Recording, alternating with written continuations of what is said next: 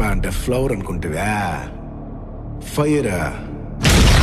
Hello మామా, welcome back to my channel. This is Vasu reporting from Edison, new Jersey. ఏంటి ఈ మధ్య కనబడలేదు? ఏందో మామా, ఈ మధ్యలో అస్సలు టైం దొరకట్లే వీడియో ఎడిటింగ్ కి. ఈ కార్ మా ఇంటి పక్కల ఓడిది, నాకు మస్తు ఇష్టం. కానీ నాకు ఉన్నది ఈ డబ్బా కార్. ఇది నడుచుడు తక్కువ ఉంటది, నన్ను నడిపించడం ఎక్కువ ఉంటది. తీసి అవతల మింగ బుద్ధి అవుతుంది, కానీ డబ్బులు లేవు, ఏం చేయలేను. ఇది రియలైజేషన్.